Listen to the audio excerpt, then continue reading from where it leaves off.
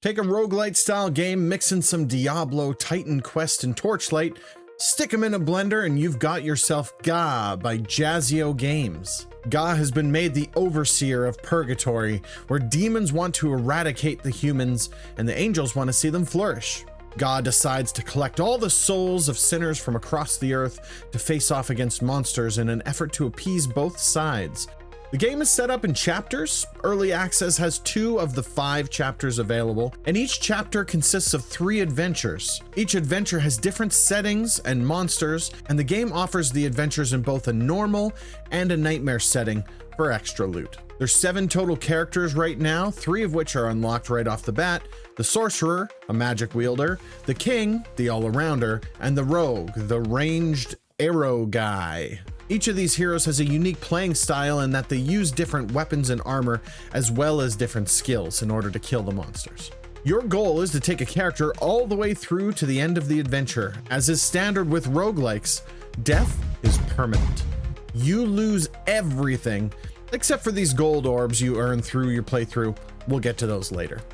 Not only is death permanent, but it's plentiful. You're gonna die again and again and again. But that's half the fun, isn't it? The game is played with a mouse and keyboard. Use the left mouse button to move and interact with things, and the right mouse button to attack. Also, the settings are customizable to be on the same button if you'd like them to be. You use the keyboard buttons Q, W, E, and R for skills, and then spacebar for the heal potion and T for the mana potions, and that's it. That's all the controls in the game. You navigate the levels, which are randomized thanks to the level select at the beginning of each stage. Kill the monsters that are randomized in the levels, grab all the loot, gear yourself up, try not to die. Once you defeat the boss of the adventure, you're given a large reward and you head back in to do another adventure. The simplicity of the game allows you to pick it up immediately and run with it, and the difficulty keeps you coming back for more. Items change your stats and attack style, swords being fast, axes slow, staves use magic, things like this, and there's lots of variety in playstyle between the characters and the types of items that you can use.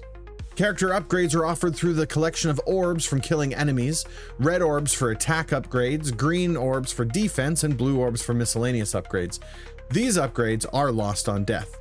Golden orbs can be found throughout the stage and later spent in the village to grant permanent upgrades that carry on from hero to hero. On level up, your hero gets a skill unlock or upgrade, and then a boost to either the strength, endurance, or intelligence. You can further customize your character using these systems to really build them out the best way that works for you. Certain builds seem to work better than others for me. For example, the king with the bow and his abilities really seem to outshine the rogue for survivability, considering the king could wear heavy armor. However, that made him slower, and the game is all about risk versus reward. The game is presented in a top-down style similar to that of Diablo. The models are unique in that they almost seem to be like a cross between something you'd see in Minecraft and standard enemies you'd have in an ARPG like Diablo or Torchlight. Levels are unique and hold to the theme of the adventure you chose. Some areas darker, some areas brighter, of course depending on the scenario. The adventures have all been well thought out and are fun to work through. They absolutely nailed the vibe of each stage, and it just kind of seems to hit the right spot. The music takes a backseat to the action and serves its job as background ambiance. It's not distracting and it kind of just helps set the stage. Personally, I think I would have liked to hear some tempo increases or music shifts when you're fighting against large mobs or other areas, but honestly, it's fine as it is. Do I think GAH is worth the purchase? Yeah, absolutely I do. It's one of those games that you can pick up and play for a bit and then come back to again and again. At the time of writing this, the game is $15 Canadian, full price, and considering that it's still in early access, you're gonna get a lot of bang for your buck on that one. Thanks so much for watching this game review. I think Jasio Games is onto something special here. An indie game that looks like it's been well thought out and has that passion layered into it. It would absolutely be worth your time to check it out. If you liked this video, I'd absolutely appreciate if you consider subscribing to the channel, tell your friends, share it with folks who might be interested in it.